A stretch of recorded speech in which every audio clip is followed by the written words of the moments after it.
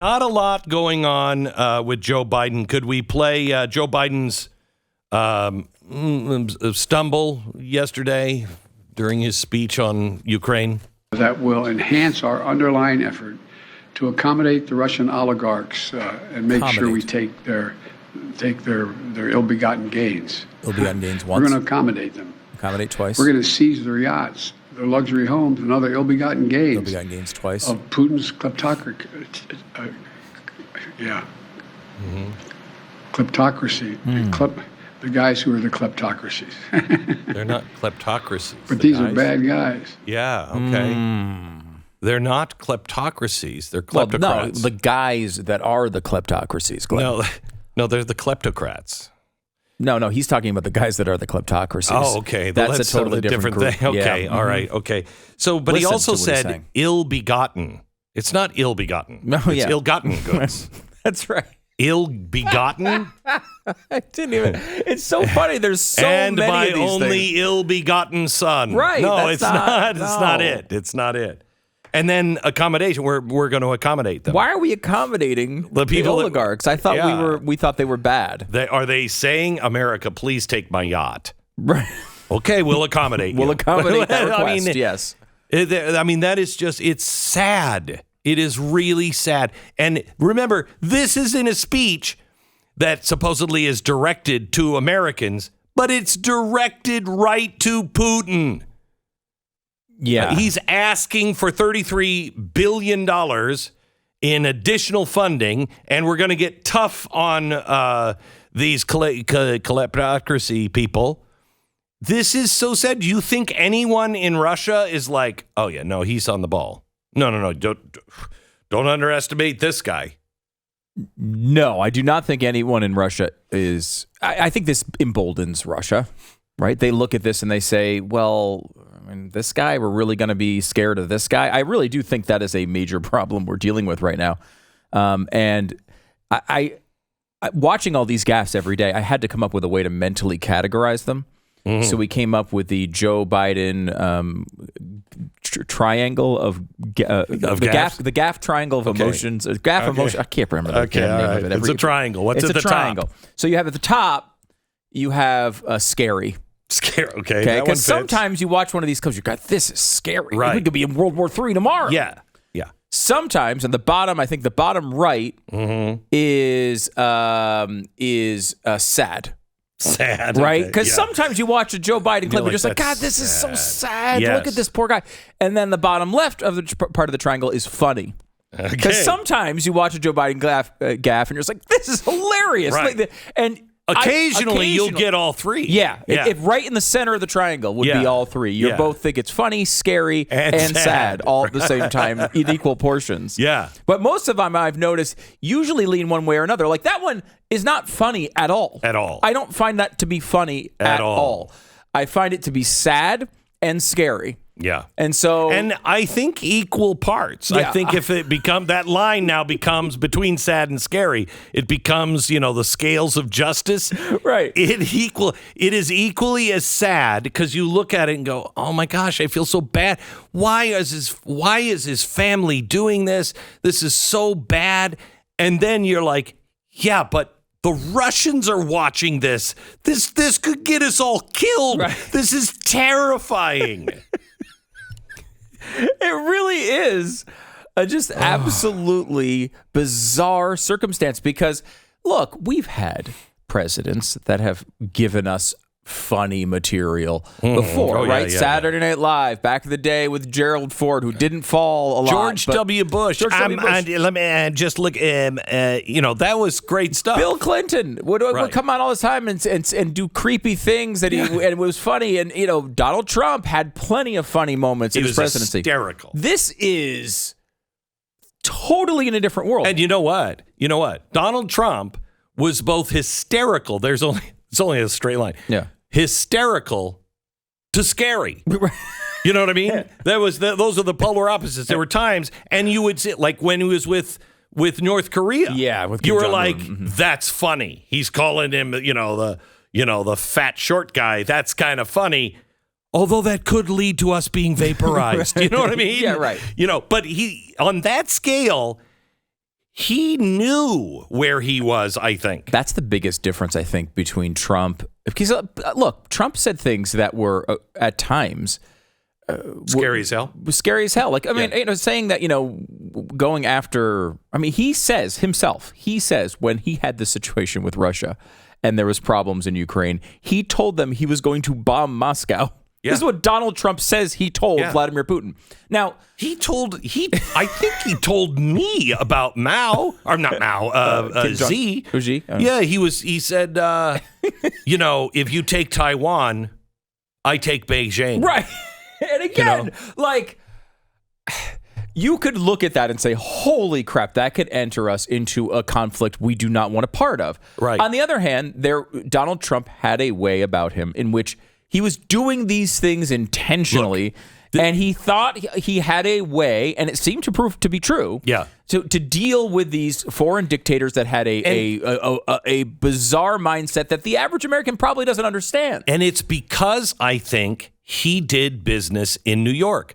Do you remember watching... And around the world. Yeah. Do you remember watching the Trump buildings going up in New York? Mm-hmm. And they'd be done before you finished a sandwich. Right. And you were like, how did that happen? Everybody else, it'll be done in 7.5 years. He literally, in 5 years, built, I think it was 5 massive skyscrapers, changed the highway and had it run under his skyscrapers and built a park there as well. He got all of that done. Okay, and you're going, this guy has got to be the shadiest guy. How does he get that done? Who does he have to pay off? Who's at the bottom of the river with concrete shoes? How do you get that done? Now we know it's because people believe that he's just crazy enough to do it. Yeah. And he's not doing anything illegal. This guy has been investigated by every global intelligence agency, and you haven't found anything on this guy? There's such a sad story in the New York Times today about this. What? It's so I actually felt bad. Is it in the them. triangle? Is it scary, sad? This would be funny. I think in the sad part, but also sort of funny. Okay, all right, okay. This is the headline. Likelihood of Trump indictment in Manhattan fades as grand jury wraps up. The investigation continues, but new signs have emerged that charges against former President Trump are unlikely to occur in the foreseeable future, if ever. I feel like they're gonna cry. What if this guy just didn't do anything? Is that something you maybe, I don't know, consider? Maybe he didn't commit a crime, which is why he's not going to be indicted? I tell you, and I've told him this to his face. I thought, there's no way, Don, you've no way you build those buildings that fast and get all that done without at least a payoff to the mob. You know what I mean? It's New York, for the love of Pete. You can't have a slice of pizza without, hey, I think maybe a little bit needs to go to Vito. You know what I'm saying? Right. And there's nothing. There's nothing. Well, it's funny because he has a bizarre combination that I think is jarring to people at times. Yeah. Of real aggressiveness and sometimes anger and I'm going to do whatever I want. You're not going to stop me. And the opposite. Remember, part of the Kim Jong-un story is him calling him his friend. I know. And saying and taking this guy who is an absolute, hermit and embracing him. Right? It started with, I'm going to make you explode, and then turned into, this guy's a great guy. We hang out all the time. Yeah. And neither one of those is the right thing to the average person to say. Or I think Donald Trump too. Yeah. And I think he knows. He is intentionally playing these fringes as a negotiating tactic and has been doing it since his real estate days. He utilized it often to great effect through his presidency. And so, while at times he says things that make people feel uncomfortable, we all know he's doing it on purpose. But see, here's the thing. Here's the honest to God truth. He is the prime example of something that I have tried to live my life by, because somebody, when I was young, gave me this axiom in business, and I absolutely believe it to be true, and it's easy for me to do now. And since I stopped drinking, it's very easy. don't make threats, make promises. So when you're negotiating for something, yeah, it's going to be this or I'm not going to do it. Well, okay. Well, let's do this and this. No, it's that or I'm not going to do it. Mm-hmm. And be okay with walking away. Walk if away. If they say no, you walk away. And you just make people promises. Look, you do this, I'll do that. Mm-hmm. And that's just the way it is. And no hard feelings. And people don't know how to react to that because you get this reputation. And I believe I have the same kind of reputation in business where they're like, that son of a bitch might be crazy enough just to do that. Mm-hmm. Right? Yeah. Yeah, we call you that all the time. Yeah. Mm-hmm. There's like, he's just, and that is such an advantage. Donald Trump is the prime example of that, where he will just say to people, and this is why he built the Trump Tower. And I've told this story, but it's one of my favorite stories of all time, let alone the best Donald Trump story. Donald Trump goes in. You have to buy the air rights, not just the land in Manhattan. You have to buy up as well. And if you own a building and you have a lot of money, you can not only buy up above your building, but you can buy across. So you can buy the air rights over other buildings as well. Mm-hmm. So Tiffany's, been there forever, has lots of money. They wanted to make sure that Fifth Avenue did not have these big skyscrapers, so they bought all of the air rights.